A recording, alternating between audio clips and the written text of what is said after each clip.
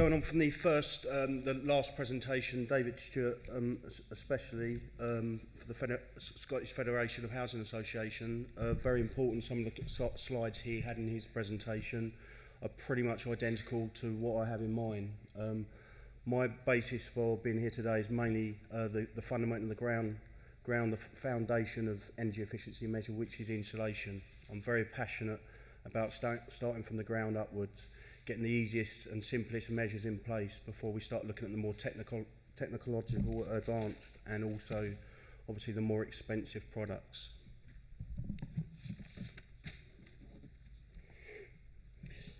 Even with the government's proposed increase in housing supply, around 2/3 of homes in 2050 will have been built before 2005.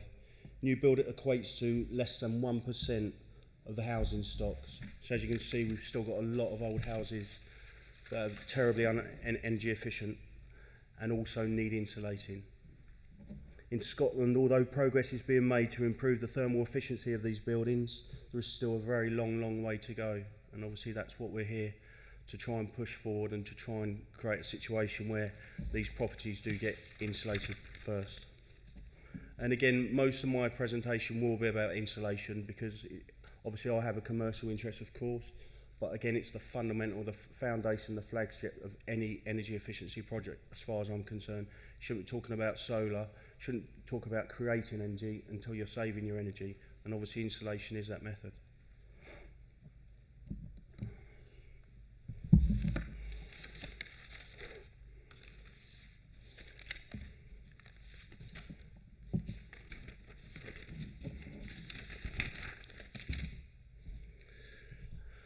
As shown above, we're still a long way into insulating these homes, and with energy prices that we've been spoken about the last couple of days, they're continually rising.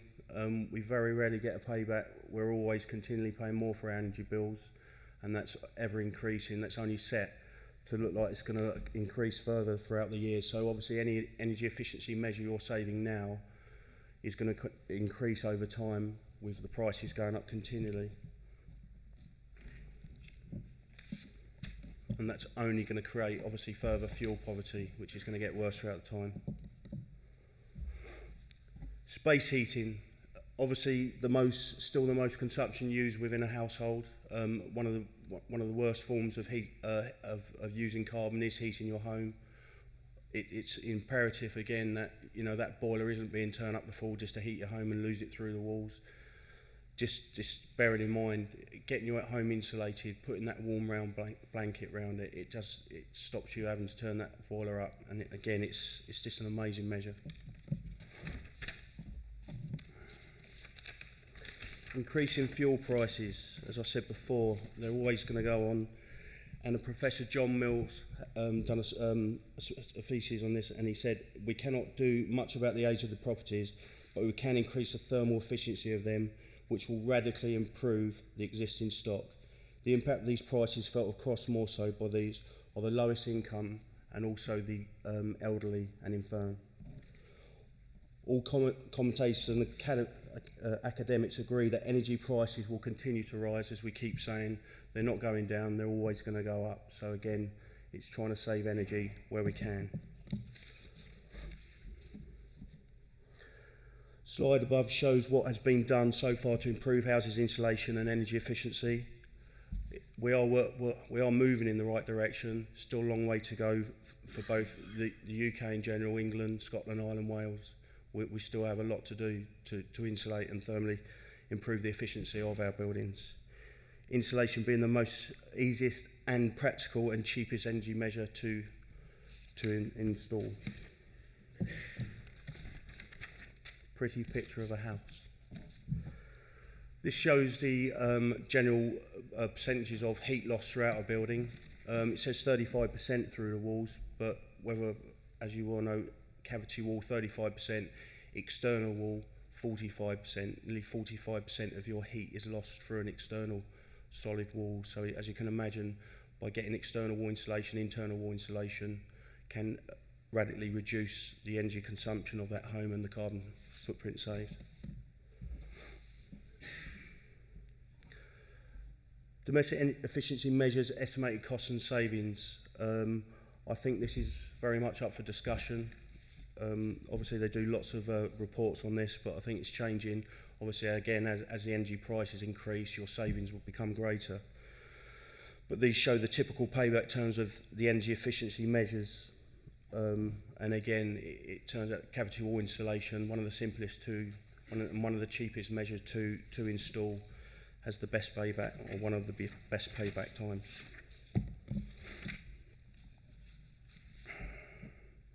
Again, more stats showing some of the higher end market, the photovoltaic, solar water heating, ground source heat pump, windows, single glazing, double glazing.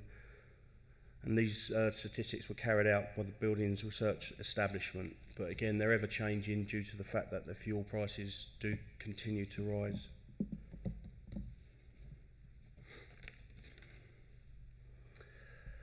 Going on from my previous slide, and to hammer home the need for energy efficiency, meeting the challenge within Scotland. The Scottish House Condition Survey indicate that in 2012, 1.16 million properties in Scotland have cavity wall insulation, but there remain a further 606,000 uninsulated properties still with cavity walls. So there is, like I said before, there's still a long way to go. And again, these are very, very simple, straightforward methods. And this doesn't just equate to residential either. This is office blocks, this is student accommodation, this is universities, schools, hospitals, offices, anything with a cavity wall. The amount of heat we're losing for our walls is quite significant and very easily changed. Around 1/4 of homes in Scotland have solid wall or other types of wall, including timber frame. Of those dwellings in 2012, only 11%, 66,000, were insulated, with more than 0.5 million, half a million, remaining uninsulated, i.e. 89% haven't had any insulation.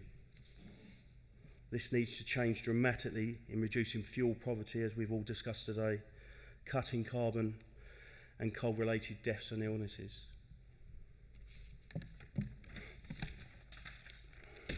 The support available. Green Deal, very dirty word, certainly is within England. I'm sure possibly Scotland as well. It's not taken off as it should. I believe they will need to radically change the scheme and how it's put across and how it's marketed and how it's used, and obviously most importantly for the percentages for the people that put these bills on their meters.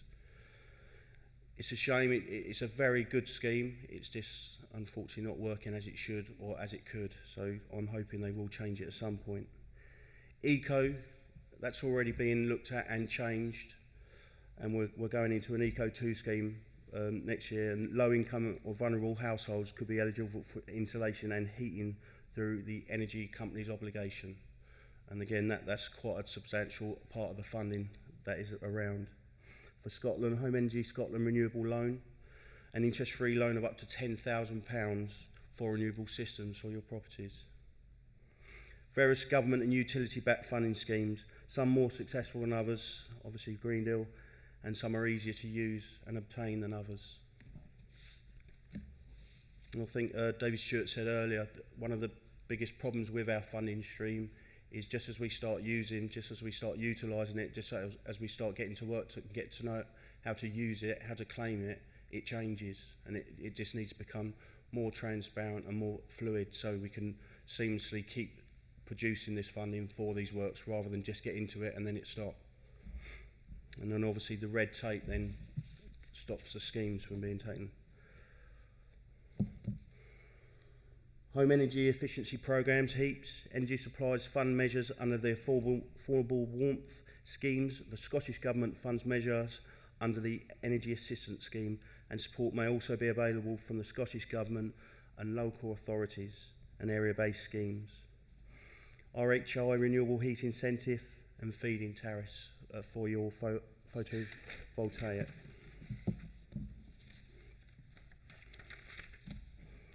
Scotland, there is an energy assistance scheme under which grants of up to £4,000 worth of work, or sometimes £6,500, available, with options including installing or repairing a central heating system, installing an air source heat pump, draft proofing, insulating internal and externally, insulating cavity walls, insulating lofts, providing room thermostats and heating controls, insulating hot cold water pipes. And again, a lot of these measures are very, very simple to take up, very cheap to do, and very, very easy to organise. Under the heaps affordable warmth schemes, energy efficiency measures are installed and paid for by the energy companies.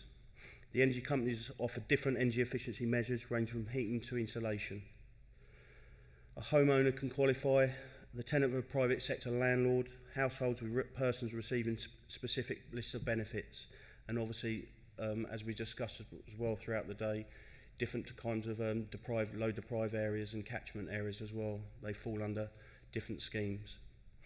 I think it's a very point to, that David did said earlier, and again about this funding, and I said it a moment ago, but it's utterly apparent that this funding needs to sort of become more regularly used, easier to use, and more affordable.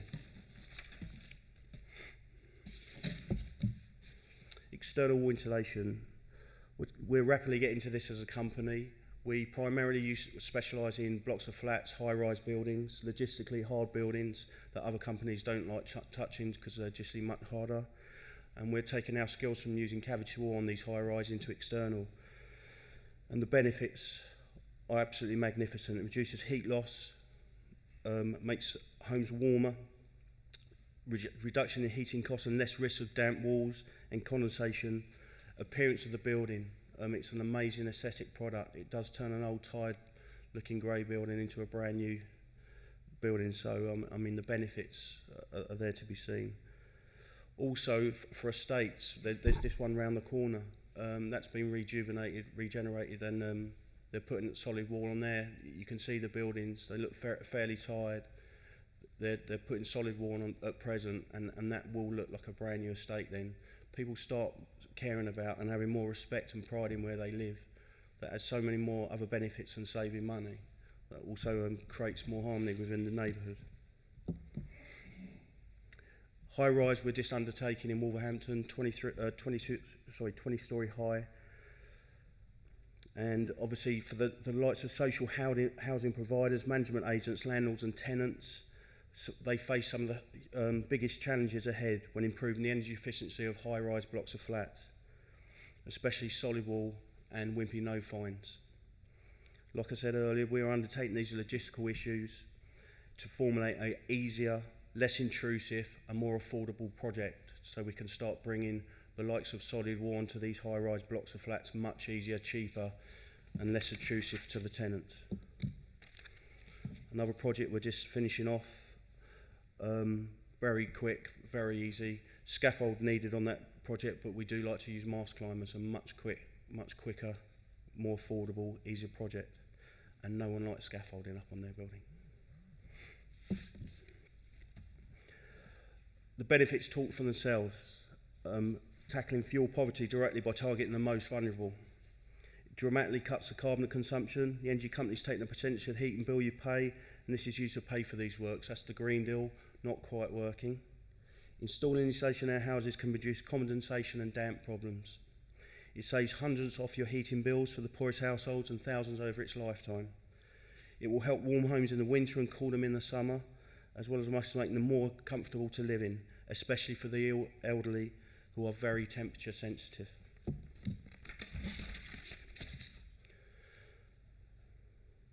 Insulation can also reduce the amount of external sound that penetrates the property. You will benefit those residents living in noisy, close areas to neighbours, noisy neighbours, under flight paths, roads, etc. It would reduce the need for the boiler to work as hard, thus making it much easier to maintain, and also the boiler lasting longer.